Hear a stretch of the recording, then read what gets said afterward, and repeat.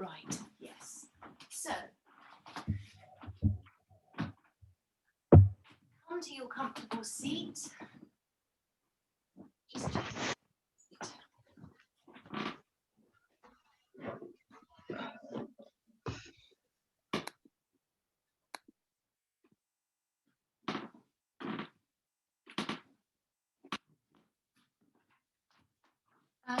Last week I got very keen on hero pose for a variety of reasons. So you could take hero pose if you're not sure what that looks like. It's just actually a simple kneeling pose where you sit back on your heels. And it interests me because, you know, partly because of the name, because it suggests, you know, something a bit more grandiose. You'd expect more of a dramatic pose, but in fact, you know, it's a very simple kneeling pose with the palms up, very, very open gesture in the hands. So you could take that, but I know that's not for everyone's knees. If your knees are uncomfortable, you could sit on something between the legs. But if you prefer to be cross-legged, that's fine.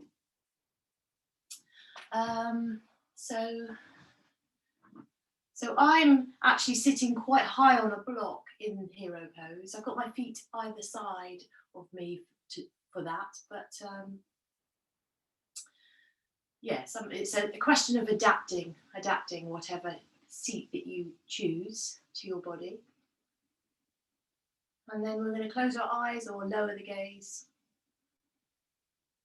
Find your sitting bones.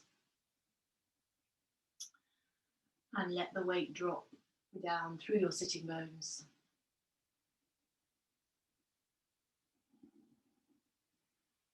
Relax your face. So we're just coming into that sense of ourself, that's a sense of our internal world.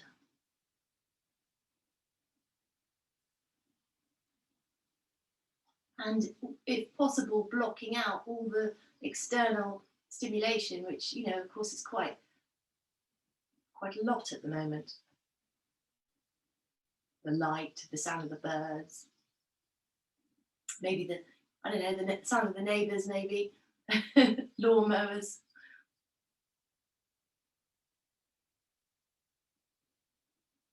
So just putting to one side all those external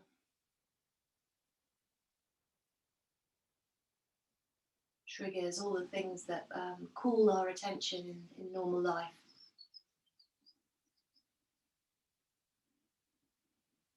And settling your attention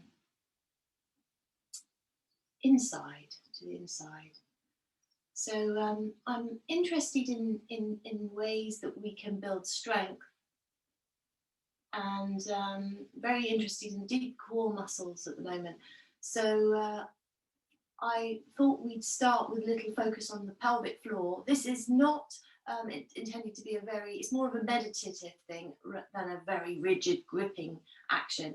So find your sitting bones. If you can't sense them and it helps you to touch them, then do that. Bring your hands, you know, down and touch them. So then, you know, it just makes it easier sometimes to have that awareness. We're going to draw together the muscles between the sitting bones. So the pelvic floor muscles attached to the sitting bones, and we're going to just see if we can activate those muscles and to draw the sitting bones closer. It's a subtle thing. It's not going to be a massive movement unless you've got very, very strong muscles. So let's just do that now. Sense the sitting bones, and then a small internal movement to squeeze them a little closer together.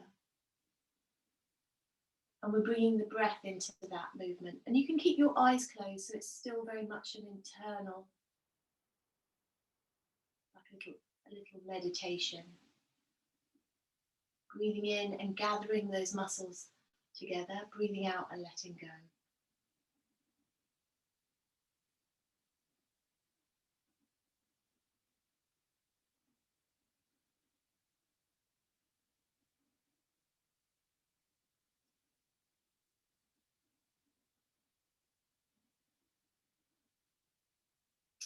And then completely relax those muscles and come to a resting position, and pause for a moment and sense what that might feel like, the aftermath of having used those muscles.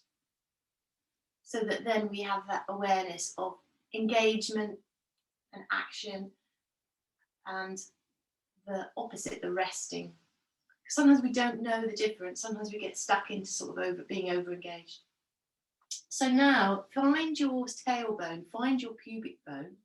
Pubic bone's at the front. You can press them if that's helpful. And we're going to draw those two bones together by activating the muscles, the pelvic floor muscles that between the two. So let's just see if we can do that now. Breathing in, gathering in, breathing out, letting go.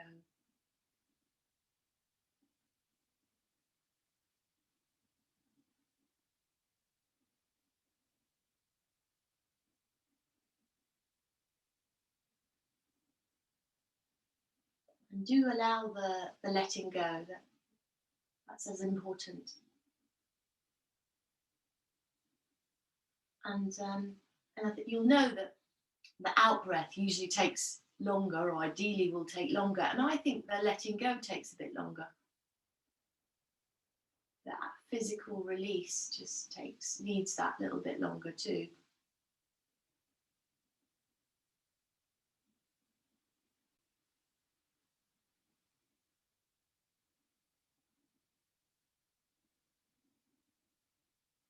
And now completely relax.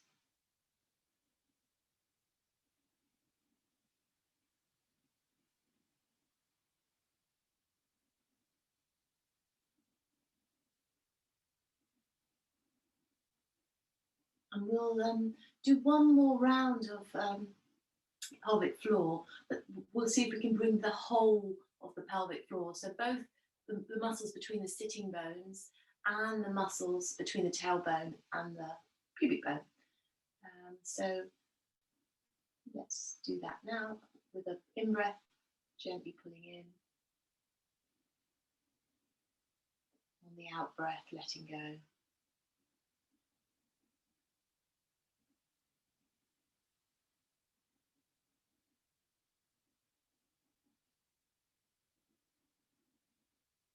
And enjoy this process.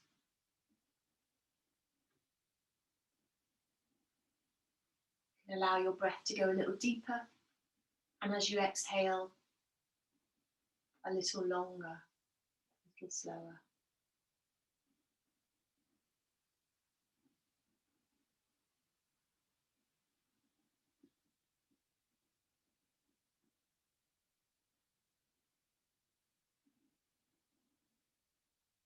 And now relax.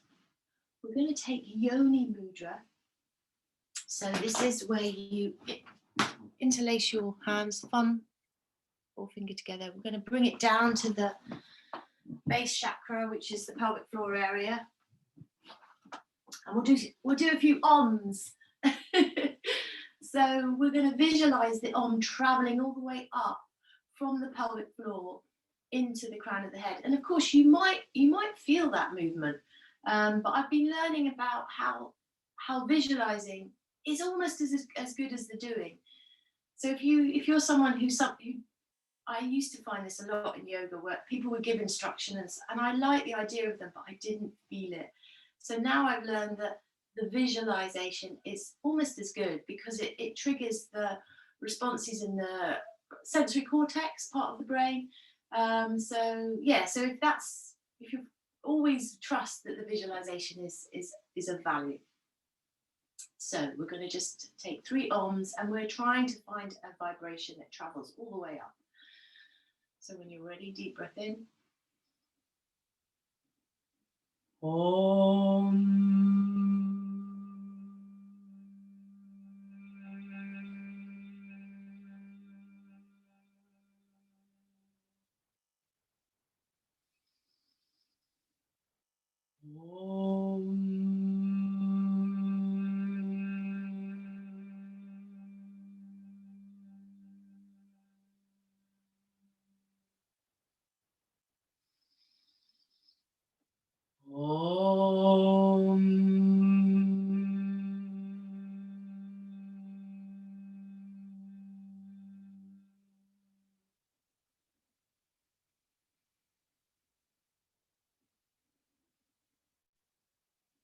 And we're just going to take our hands now and rest the heel of the hand on the crown of the head. So we're here right up at the crown chakra. So we move from the very bottom chakra to the top chakra. And it's just an exercise to help you stimulate that part of the head. So obviously it's very significant in yoga, but in other traditions too, they call it 100 meetings in acupuncture.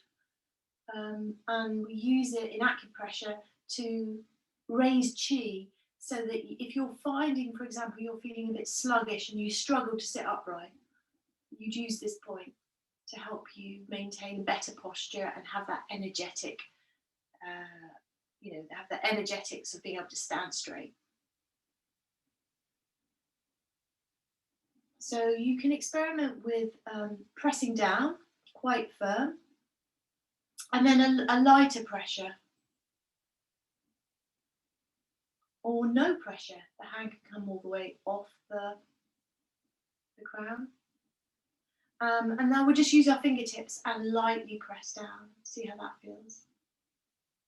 Could be minimal pressure.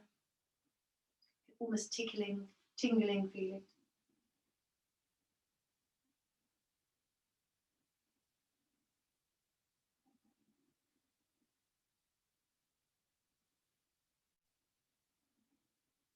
And then let's drop our hands and sit with that.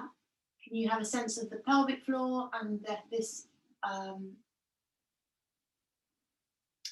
crown chakra and the energetic connection between the two? So one way you could do that is to have the breath connecting the two. So breathing all the way up to the crown, all the way down to the tail, pelvic floor.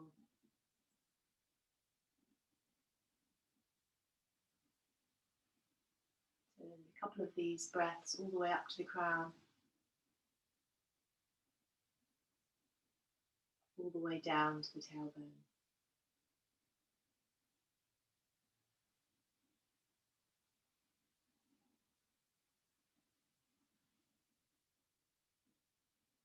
So I want you to do some breath of fire. You've got two choices here. I quite like doing this lying on the floor. I'll explain to you what it's going to look like. You can have your hands on your belly. You're going to breathe out very forcefully. So it's not a gentle breath. It is, like, as the name suggests, fiery, through the nose, and it's like a train, old steam train kind of action. You go like this. And the hands are on the belly because you want to exaggerate the exhale.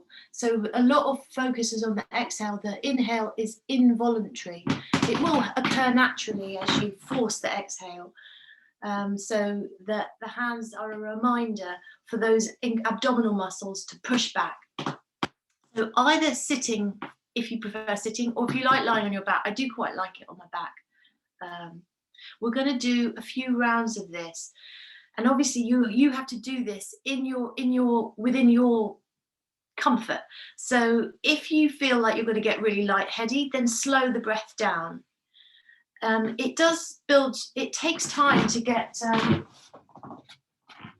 strong for this. My friend Madeira, who's another yoga teacher, she does hundreds of these, she says, every day. But I would say let's do 10, 15.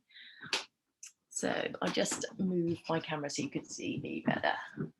So I've got my hands on my belly, I'm breathing in, and I'm going to do 10. So and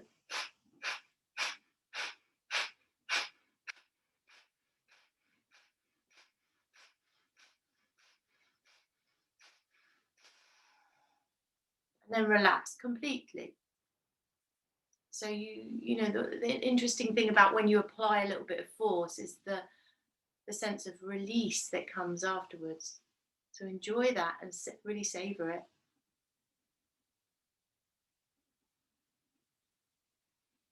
And then when you're ready, we'll do another round of that. So have the hands on the belly if that helps you. You don't necessarily need them there. Deep breath in.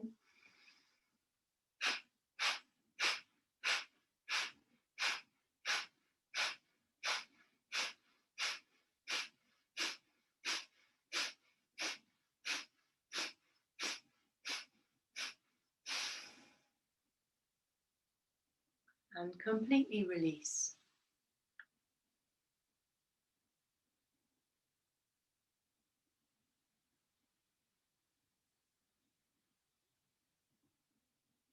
And one last time. I mean, of course, you can do loads of these. So if you want to do more than 10, you feel free to.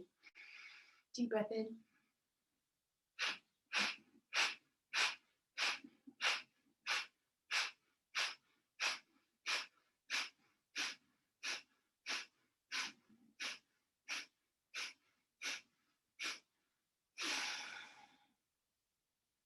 And then relax. So it's just another technique for generating strength. A little fire in the belly. And now come back to that breath that we did a moment ago. We had a sense of the breath traveling up the body. So hopefully you got a sense of the two endpoints, and maybe you've got a stronger sense of the the point midway, the area where the abdominal area. So breathing in all the way up to the crown, breathing out all the way down to the tailbone. And remember that, just visualizing is good enough, even if you're not getting the sense of movement.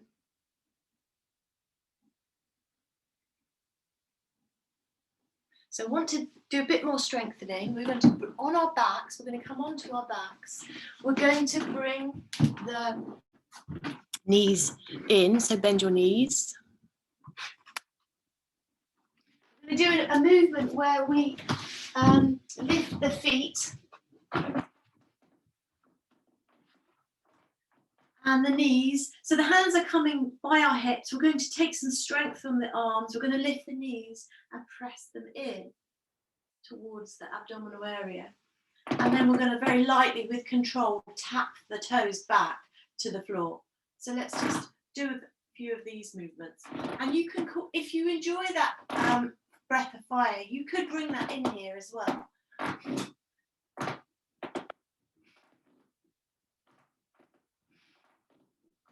I'm on a very squeaky floorboard here.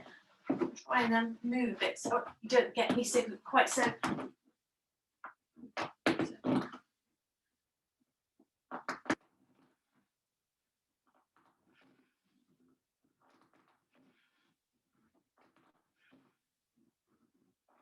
If this is easy for you, hold the knees up for a little longer. That just brings in a little bit more strength.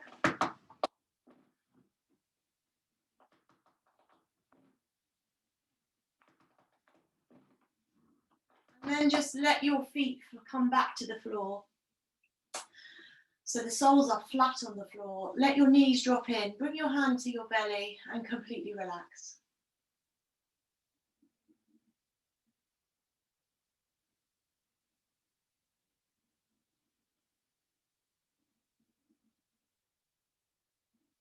And take a couple of those deep breaths, a sense of the breath coming all the way up and down the body. So as you breathe in all the way to the crown, as you breathe out all the way down to the tail.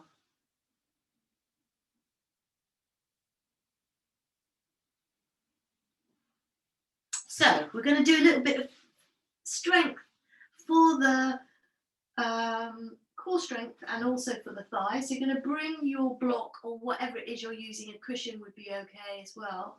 You're going to bring it between your thighs. You're going to squeeze that block quite firmly. Feel those inner thighs activating.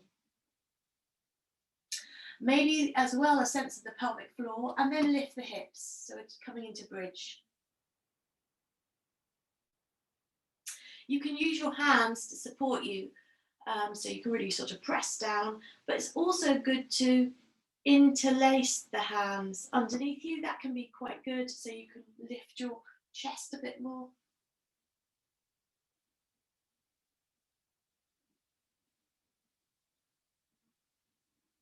And then come all the way down, completely relax down. So we'll do 3 of those.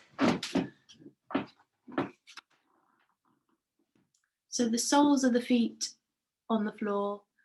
You're going to squeeze the block between your thighs quite firmly, and then lift your hips.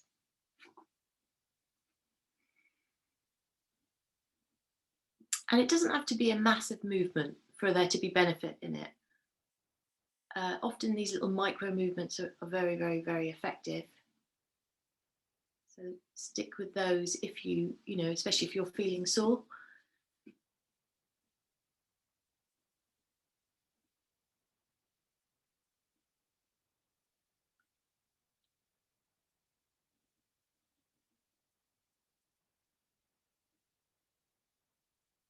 And come down when you've had enough.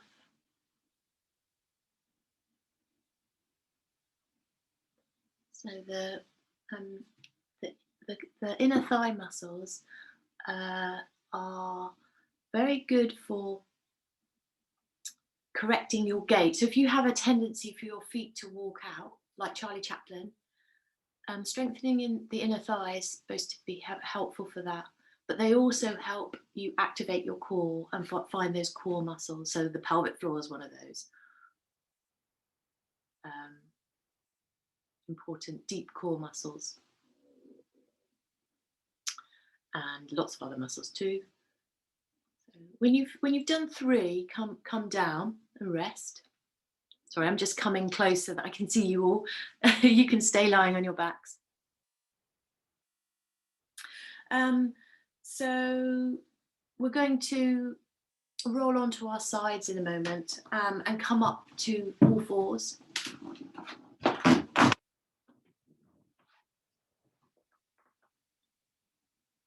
And so, yeah, I mean, the movements we've been doing are very sort of focused movements.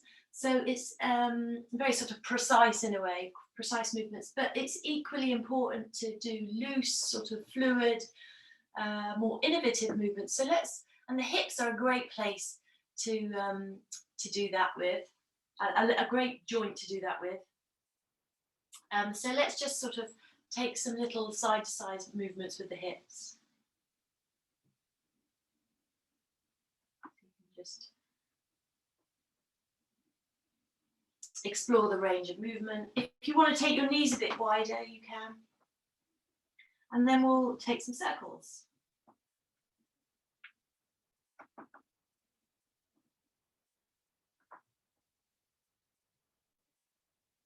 And we can move backwards and forwards as well with those movements. To take little circles also around the wrists. So you can kind of sort of, or big circles around the wrists. Go one way and then the other. Figures of 8. You can try a figure of 8.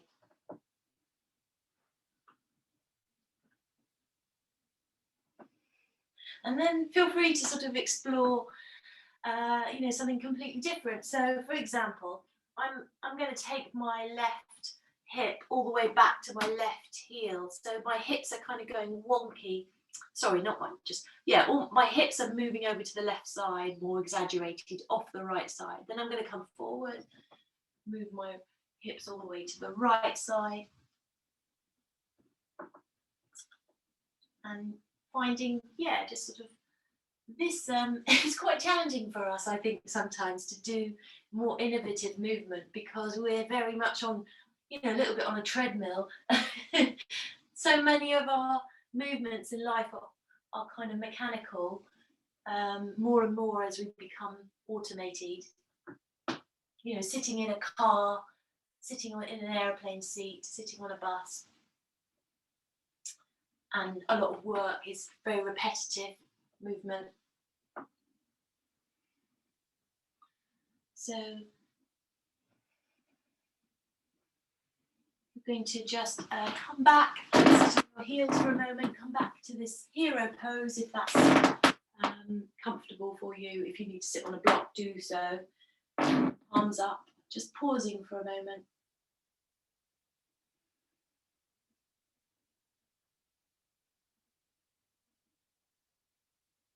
Sense the hopefully nice sense of flow around the hips and more blood flow, and also into the arms as well, hands.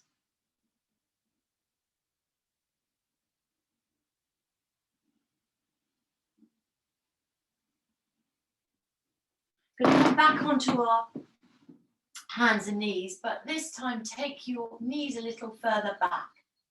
So they come, so you're more in a plank, but the knees are down.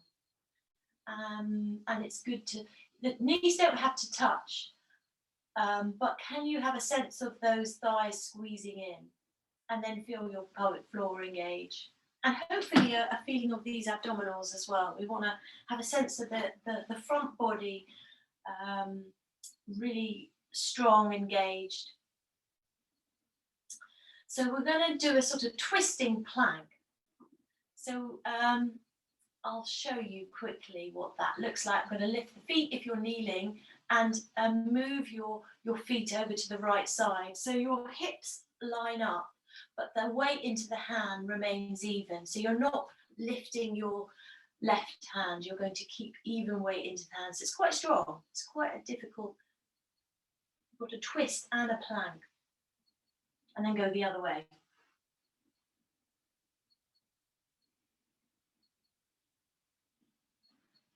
So some of you might enjoy doing a full plank. If you wanted to, go for it. The same principle applies. You roll your heels to one side and line up your hips so they're stacked. Great for your arms, obviously, as well. That makes sense, that movement. Yeah. And then we're going to come back to a still position. So the knees are down, and we're just going to lower ourselves very, very slowly with control to the floor.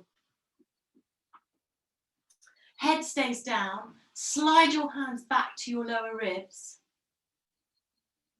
Line up so the head is relaxed, the head is down, but we're going to work really strong with our arms. So the arms are, we're creating right angles with our arms, elbows over your wrists. Spread the fingers very firmly. I'm trying to demonstrate. Obviously, I'm not lying down, but I hope you can see the shape. The shape is correct.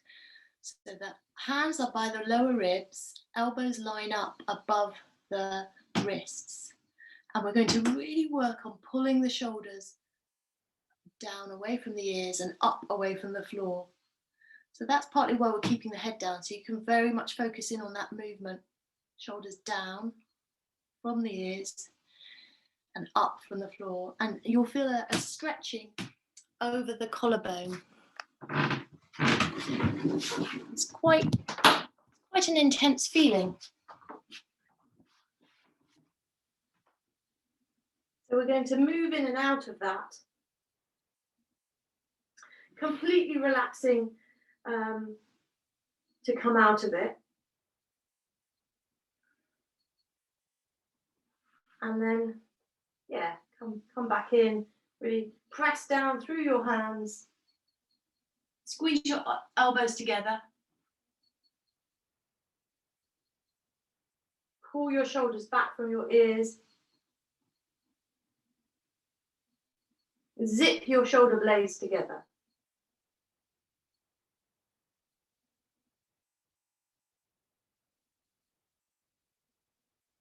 And then relax.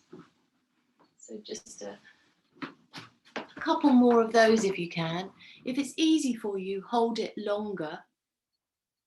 Hold it for longer. And if it's hard, obviously just take a rest. So the head is staying down.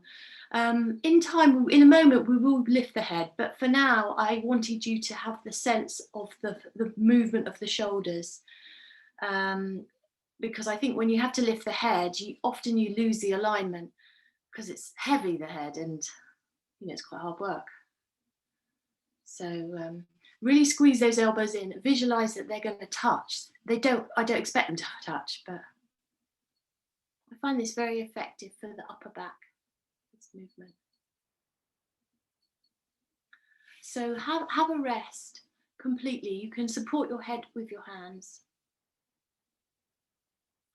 And in a moment, we'll do that, the full pose, we'll lift the head.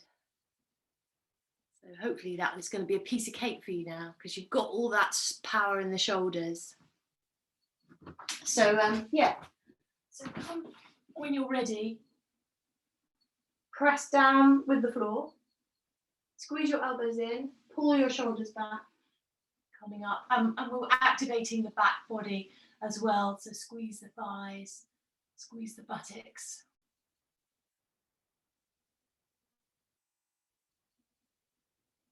Squeeze the muscles up and down the spine.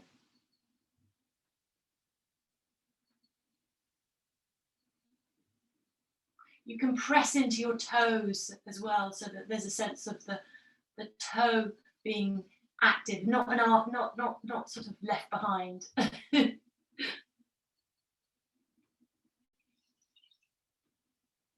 And relax down.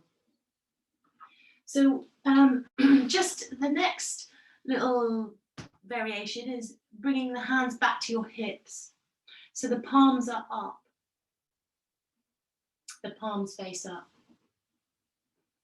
And if you've not brought your feet together, you can now. You can squeeze the feet and the thighs together. And when you're ready, you can lift the head and shoulders, and the hands can come up if you feel strong for that. But again, it's the movement away from the floor with the shoulders more than the head. I mean, obviously the head's going to lift off, but it's not great if you have the head lifting up but the shoulders dragging down. So the shoulders need to come up first, away from the floor and back. It's locust pose, so you could lift the feet if you feel strong enough for that. It's not a huge movement actually, unless you're incredibly strong. Come down. We'll do another in a moment.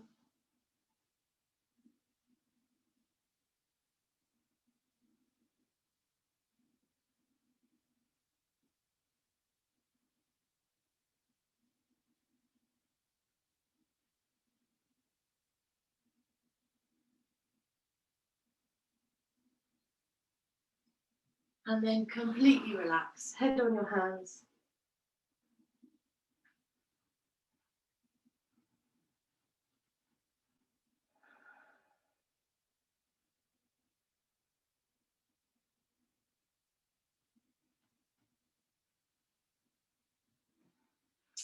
We're going to come into upward dog, so you can slide your hands back so they come around your lower ribs, press down, coming into upward dog. So it's another, all of these are back arches, as I'm sure you know. So yeah, it's obviously a much bigger shape, but you can still use all those principles of the sense of the thighs, inner thighs working, the buttocks squeezing in, belly pulls up and back, roll, feel those shoulders pull away as they did when you moved them away from the floor and down. And then we're coming back. We're going to take a resting pose, so you could be in child pose or kneeling as you prefer. So just find a resting position that feels right for you.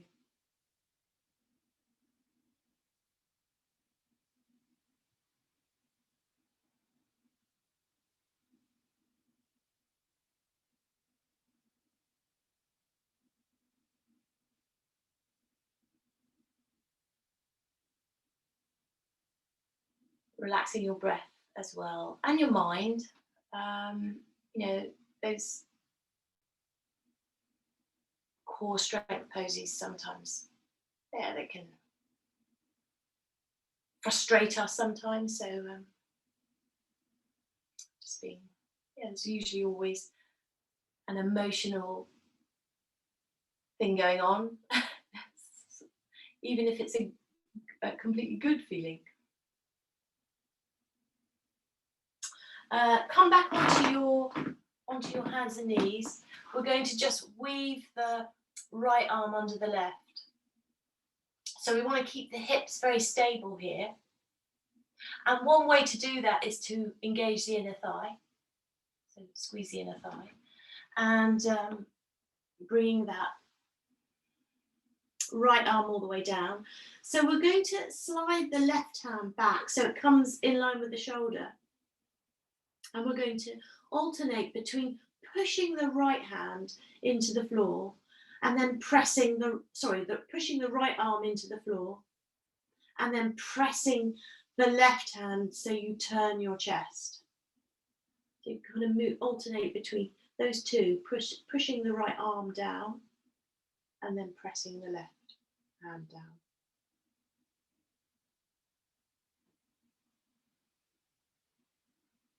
And then relaxing them.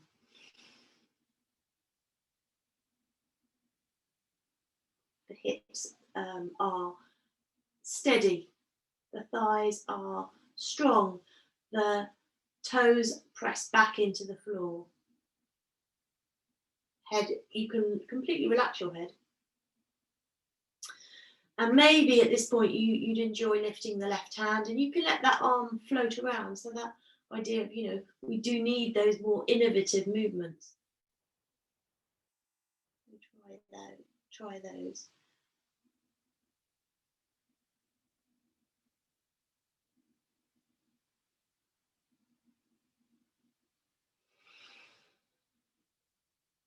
So if you fancy it, it's the left arm you're going to lift and let it explore. You can bring it, wrap it around the waist as well. And then in a moment we'll come out. So use your left hand to press down, come back to your all fours position, and we can just, roll the hips a little bit, find some, however you want to think of this, creative, multi-directional movement, fluid movement, a little bit of cat-cow. Drop the head, take the hips back and forward, side to side. You could do figures of 8.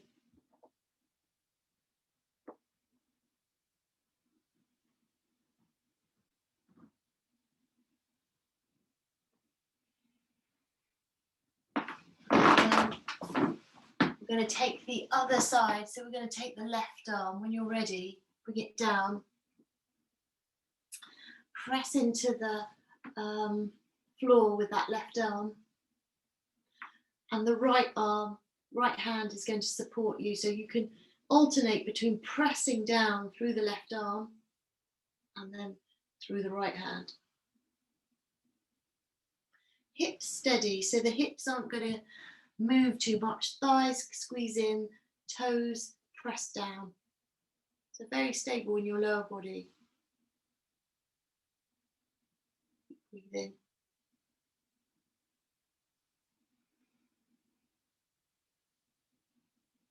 And if you want to then lift your right hand and let it float around, go for that.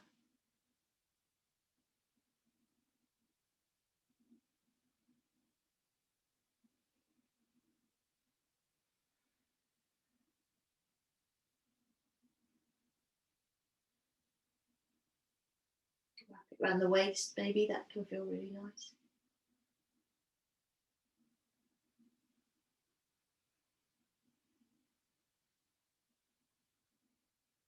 And to come out, bring that right hand down, press down. Come back to your all fours, and you can round the back. Find a little cat-cow. Lift the chest.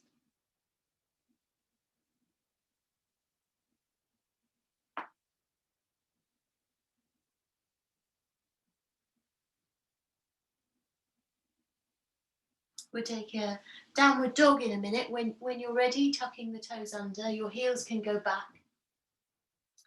towards your bum can go back towards your heels. You're going to really firmly press through the hands into the floor and lift up. So step your feet a bit closer than you would normally. Bend your right leg and bring your ribs down, if you can, onto that leg. So you probably would need to come in, maybe quite far to bring the rib down. And then swap. So bend the left leg, bring the ribs onto that left leg. We'll just do a few of those alternate. Then the left leg, then the right leg.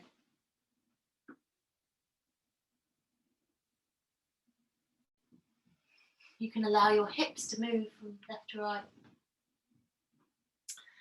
So even something like a downward dog, you can move from a very sort of precise alignment into a much more fluid,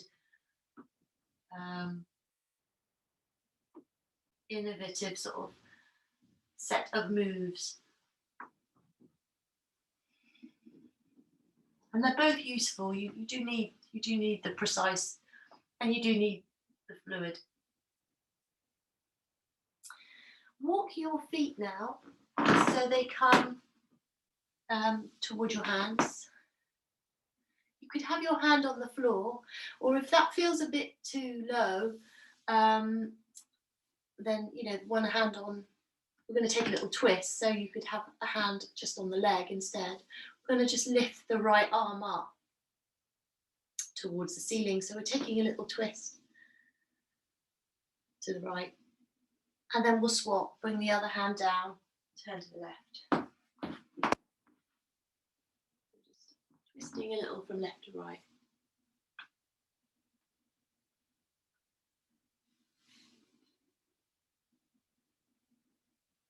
And then come back to center. Bring a little bend into your knees. We're going to take a squat. Actually, you could have the feet together if you enjoyed that. If you don't feel so stable, then the feet could be apart. But we do want to feel those inner thighs. I'm slightly obsessed by this at the moment. Swing your hands back by your hips. And let's just hold that for a moment. You can lift your toes if you feel stable. Lifting your toes is a good indication of whether you've got your knees well aligned. If the knees are too far forward, you won't be able to lift your toes, but if the knees are too far forward, that's not great for your knees. So yeah, if you can lift your toes, you're in good alignment. Bring your hands into your heart. You're going to come up to standing. Move my screen back.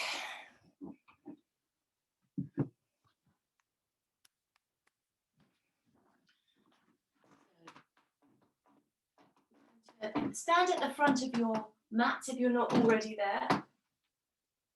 We're going to lift the heel of the right foot. We'll do a little balancing. If you feel like you benefit from a chair or you need to get closer to a wall, then do that. That's fine. Get whatever it is you need. So we're just shifting our weight onto that left leg. And then we're going to turn the toes and the knee of the right leg out to the side a little. And you can bring that foot up into the thigh. So if you're not very steady, then have the foot lower on the leg. And same principle, we're keeping that sense of the midline, engaging those inner thighs. So can you feel that the standing leg really pushing into the foot of the bent leg?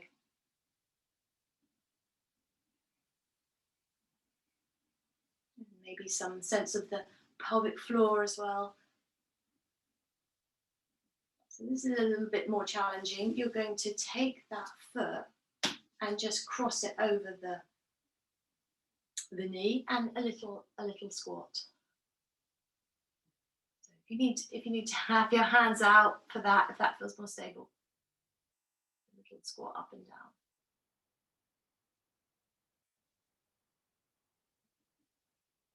Can you lift the toes of the standing leg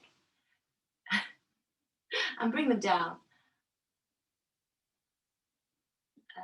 Yeah, I was learning how incredibly good balances are for our core, deep core strength muscles. So bring your foot back. And let's just readjust. So settle both feet and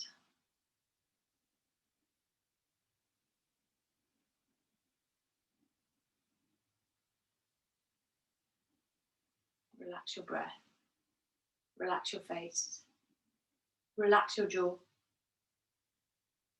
We'll do the other side.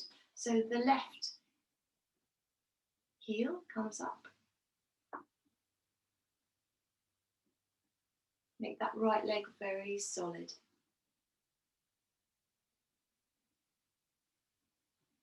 You can turn the knee out, and then the foot's coming somewhere on the leg. It doesn't have to be all the way up, but you can bring it up if you want to.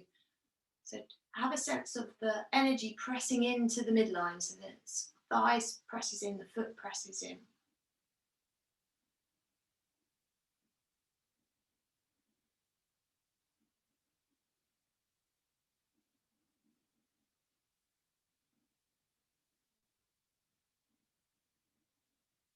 And then we'll cross that foot. I know that's a bit harder, and I'm keeping you in a balance for quite a long time, so do use the chair or the wall if you need it. You could take your hands out. We're just going to see if we can take a little tiny squat. Just a few. Bring the toes up if you can on the standing leg and down.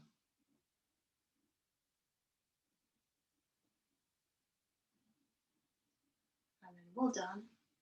We're releasing the feet so they come back together.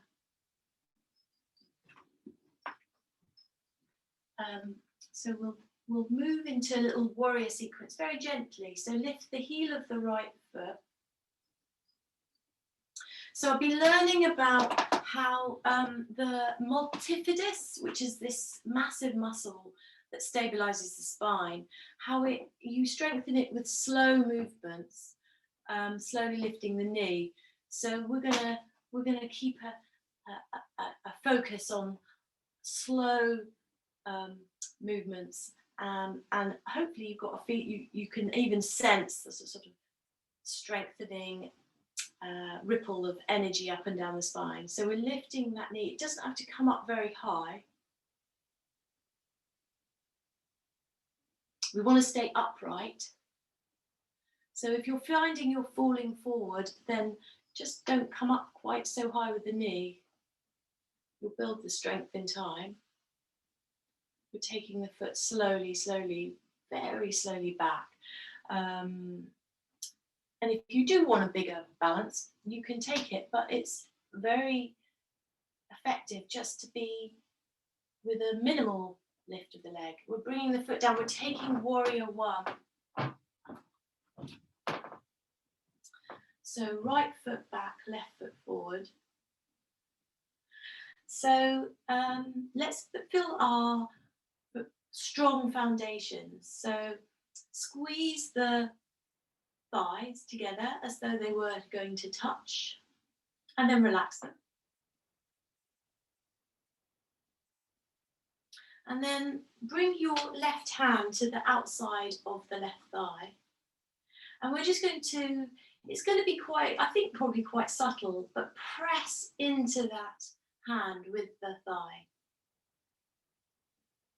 So that we're activating the outside thigh, which is also really important.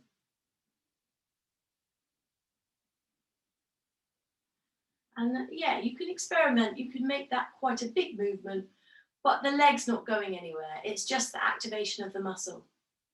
Sorry, yeah, a big action, but without the big movement. So we're going to, I'm just going to turn around so you can see me. We're going to lift the back heel. We're going to rotate into warrior two. And see if pressing that outer thigh off the left leg helps with the feeling of opening.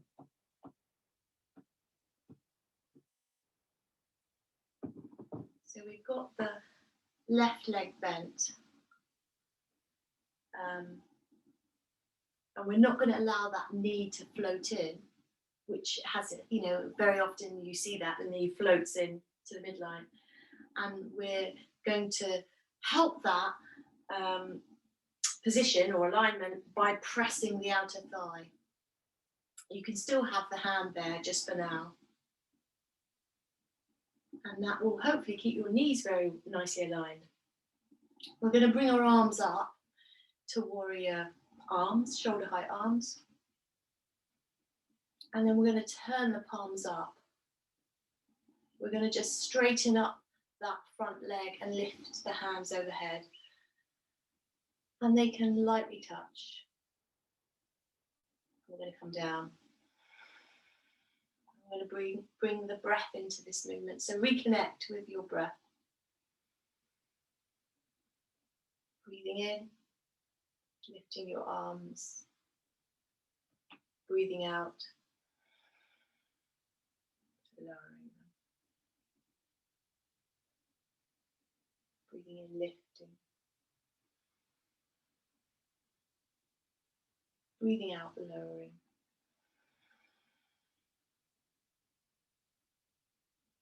Breathing in, lifting.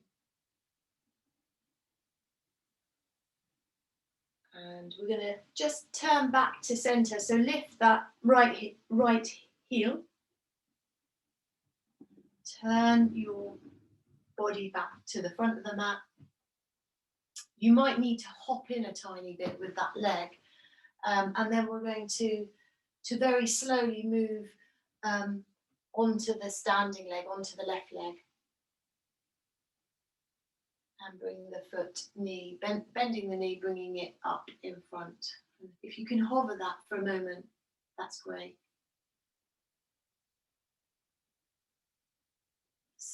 Stand up if you can, so you feel the crown is lifted, and then come back to standing, both feet together.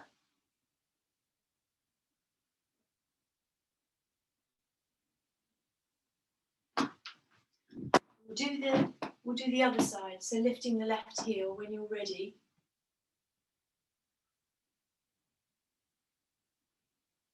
Slowly lifting that left leg. So apparently balancing is very good because all those deep core muscles are anticipatory muscles. So they activate before the movement happens.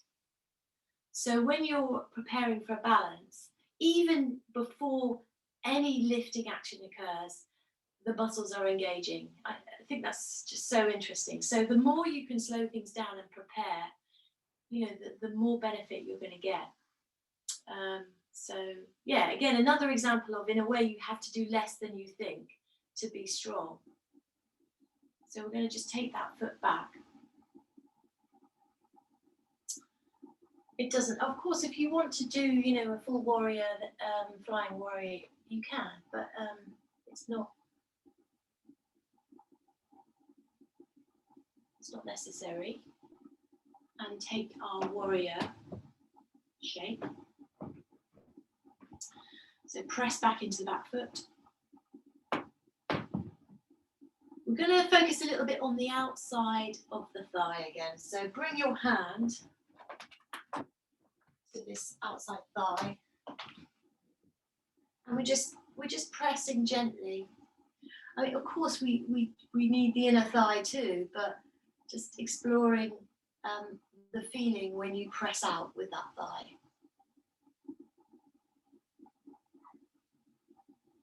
And you can relax it. It doesn't have to be a continuous pressure. You can kind of press out and then relax, and press out and relax.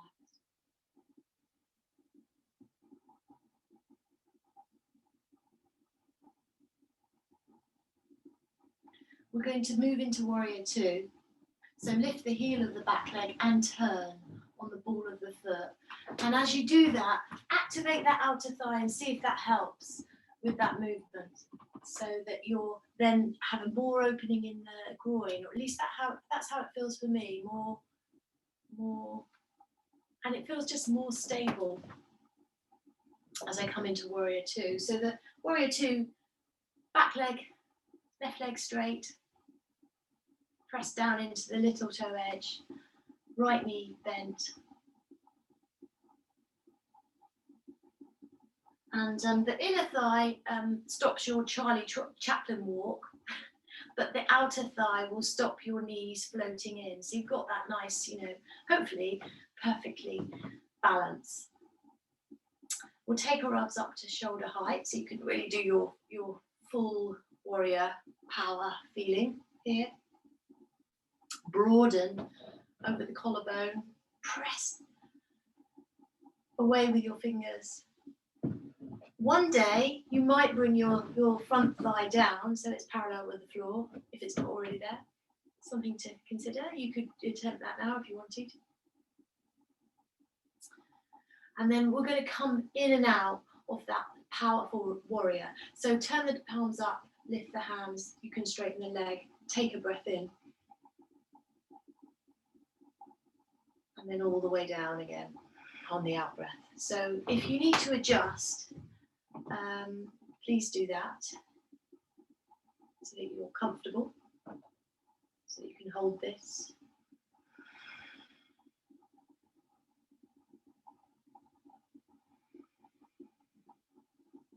Big full breaths in, and hopefully you can return to that sense of the breath traveling all the way up into the crown of the head.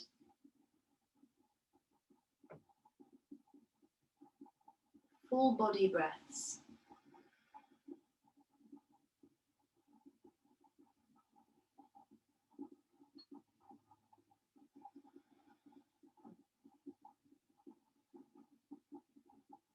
And finally, you're going to finish with your hands overhead, lightly pressing the fingertips together. Lift the heel off the back foot.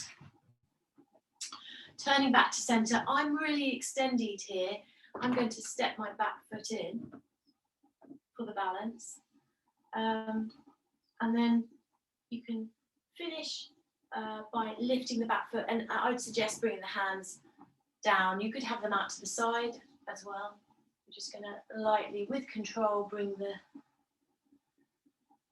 leg forward. And keep that in mind, that the idea of our deep core muscles being anticipatory muscles, so that they engage, you know, even before we actually move, and therefore just even thinking about moving is going to be strengthening those muscles. So that concept of visualizing and, you know, using your mind as part of the strengthening practice is you know, really important. So we can finish with the hands into the heart. And we'll take a last downward dog. So come forward, bend your knees, bring your hands to the floor, step your feet back.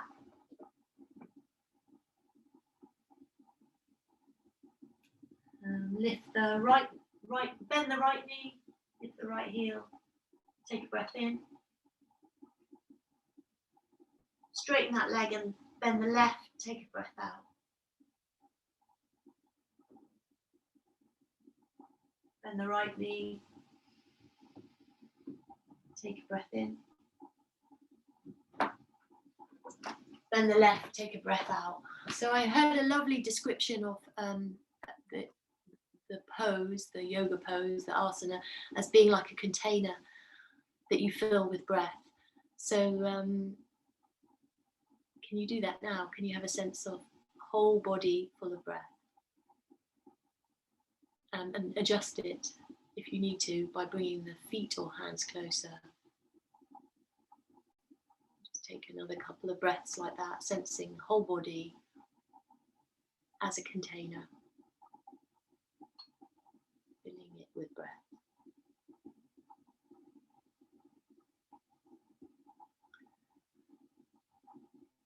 And then we're going to just come down to kneeling and pause in the kneeling position.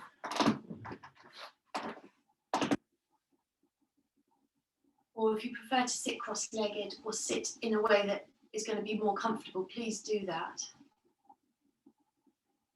And just wanted to finish with a mudra for the heart. And for obstacles, for overcoming obstacles. I like this, it's good for strength, feels really good as well. So we're going to bring one hand so that the back of the hand is pressed in towards the sternum. We're going to take a grip, a powerful grip with the other hand. Let's just make sure that this isn't creating tension around the shoulders. So can you remember how we were when we were lying doing preparation for Cobra, how we pulled our shoulders back away from the floor and down? So find that movement so that there's not this thing happening. And then we're going to tug on the hands and the elbows pressing out to the side. So you're going to touch the walls either side. You can move your chest forward, crown of the head lifted. It's called Ganesh Mudra, for overcoming obstacles. Again, you can use your powers of visualization, if you have something in mind that you're working on.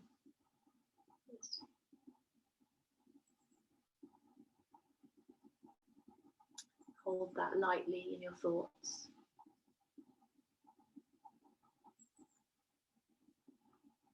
And then we're releasing the hands. Rest them.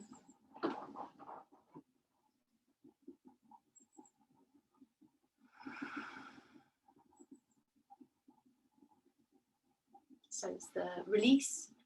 So you're going to get a, very quite powerful physical release. And you can see that as like a metaphor for whatever this obstacle is that's obstructing you. But releasing that. We'll take the other hand when you're ready. So the back of the hand against the sternum. Make sure that you're not gripping and tightening around your shoulders. So find that action that we did earlier where we pull the shoulders back, down. And then you can bring to mind whatever it is your obstacle. It could be weeds in the garden. I don't know.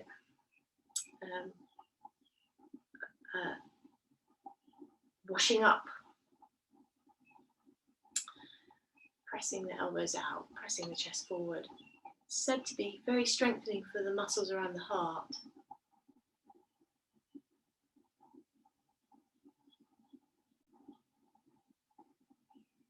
Relax the face.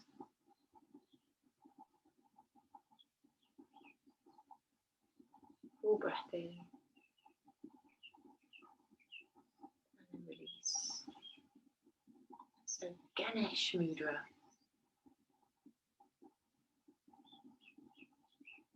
And then we're going to come into Shavasana. So get your, I was going to do a little back arch actually. I forgot to do that with you. You seem to, so if you like, before your Shavasana, you could put this rolled up thing at the back of your chest. And that's a nice, some people really like doing Shavasana like that.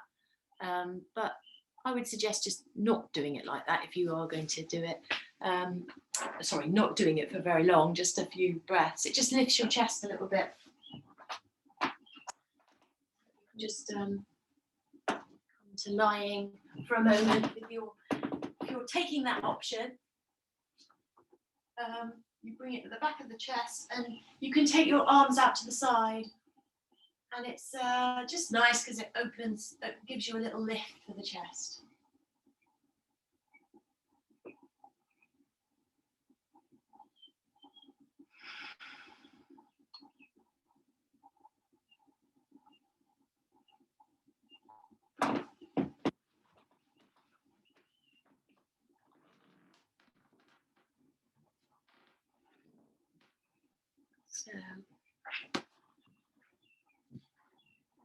So sort of really interested in different ways that we can find strength, and obviously a lot of what I focused on today is using the muscles, but as important as the engagement of muscles, so it is hugely important to release the muscles. So this is equally strength, the act of letting go.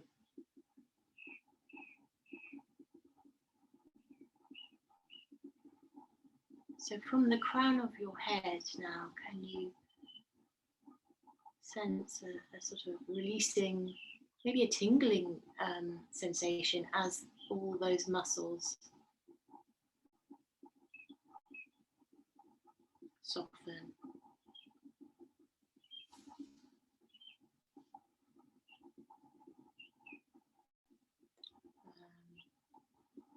And you're going to sense that traveling down the body, across the brow, across the temples, around the ear, especially the back of the ear. So many little secret areas of tension all around the ear.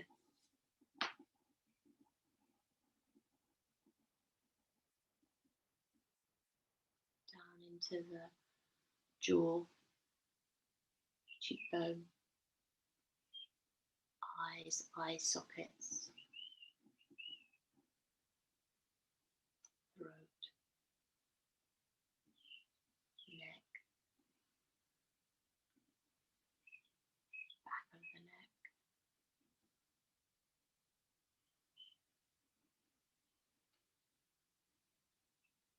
tops of shoulders,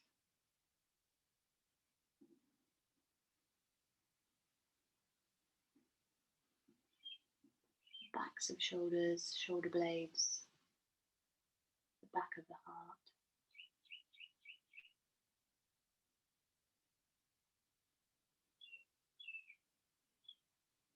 the front of the heart,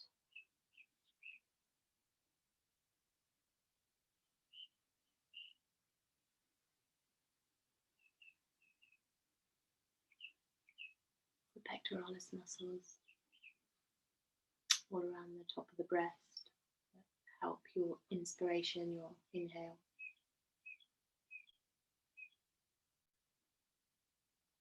Armpit,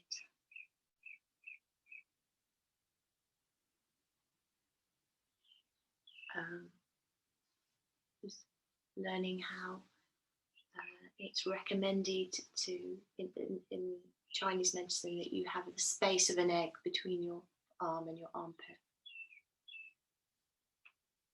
But also, yeah, so it's, think space. You don't have to move your arms, just visualize a sense of space between the arms and the armpit. And softening down into the upper arm, the elbows, forearm, wrists.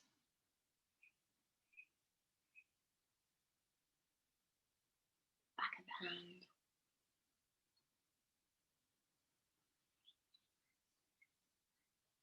Front of the hand, palm of the hand, thumb,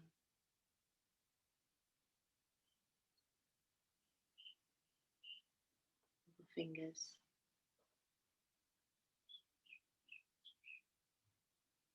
and the space between.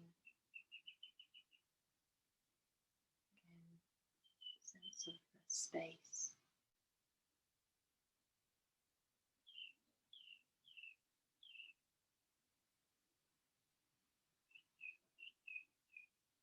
The lightness that comes from space.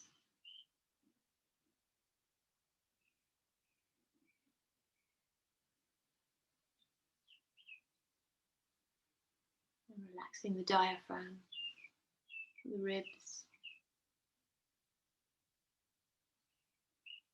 the abdominals, the waist, the back of the waist, sides of the waist, hips,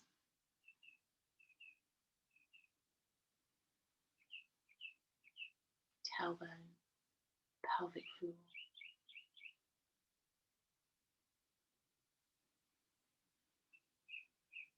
Completely releasing the muscles of the pelvic floor.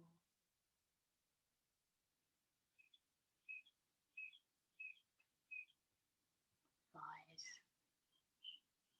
inner thigh, outer thigh.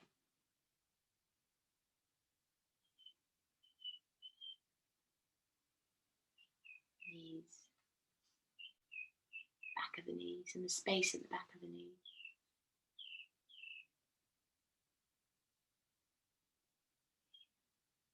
Calves and shins.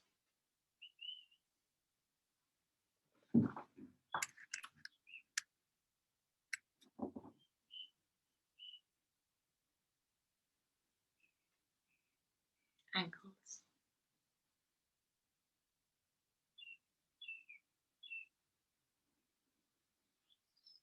Front of the foot. Sole of the foot. Big toe.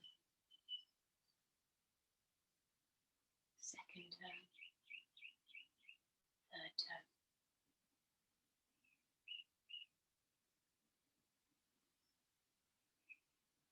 Fourth toe.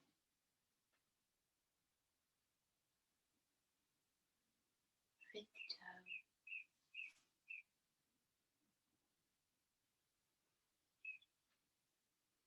And the space between.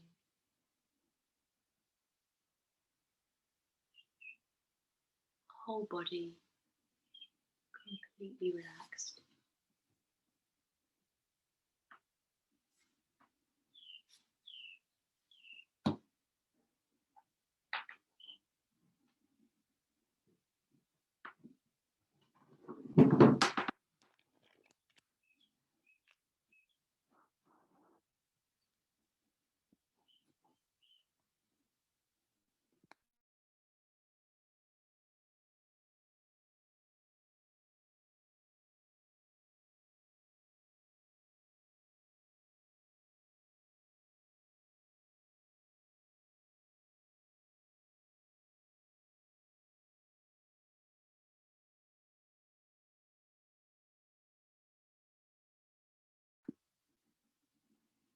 So when you're ready to come back, you can begin to bring some small movements.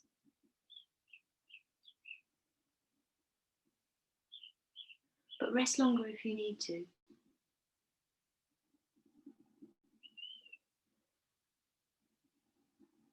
And you can roll onto your side, curl up on your side and enjoy that feeling. Being small, reconnecting with the earth.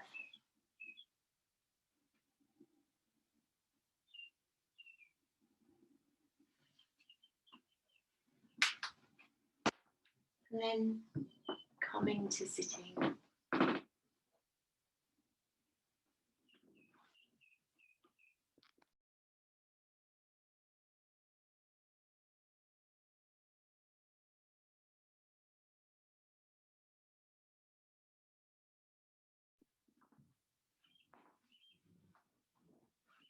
So we're going to just sit comfortably. And perhaps the greatest strength in the yoga practice is the mental strength that we acquire, or at least if you look at the Yoga Sutras, they talk about in the opening verse, they talk about silencing the mind, that yoga is the practice for silencing the mind. And yeah, I mean, obviously there's a whole load of other strengths too, but we're going to just sit for a moment and yeah, practice that. So the thumb and the forefinger together as a point of focus. Close your eyes, shining the light of your awareness into that point.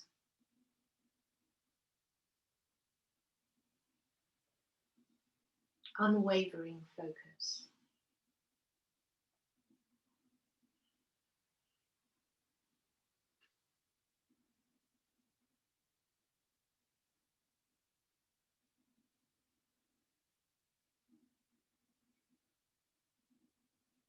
And allowing everything else to soften around that focus point.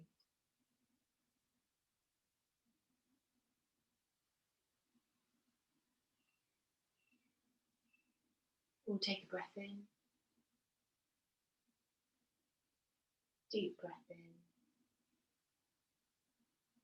Slow breath out.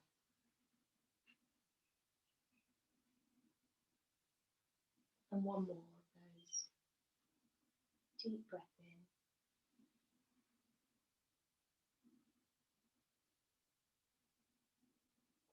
Slow breath out.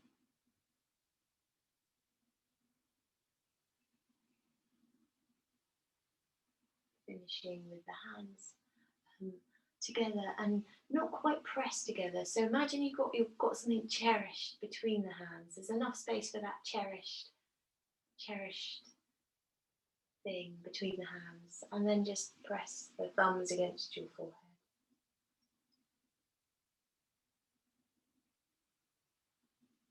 You can drop the weight of your head for a moment.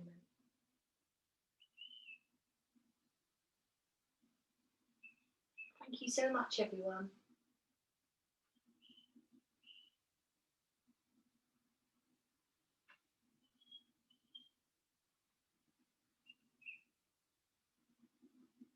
Have a lovely day. Enjoy. Yeah, it's not quite as sunny as it has been, but good day for getting things done. So yeah, really nice to see you all. Enjoy the rest of your day. Take care of yourselves. If you have any questions, feel free to ask. Sorry about the problems you had, Beryl, with your audio. Hopefully that was okay for the rest of the session for you.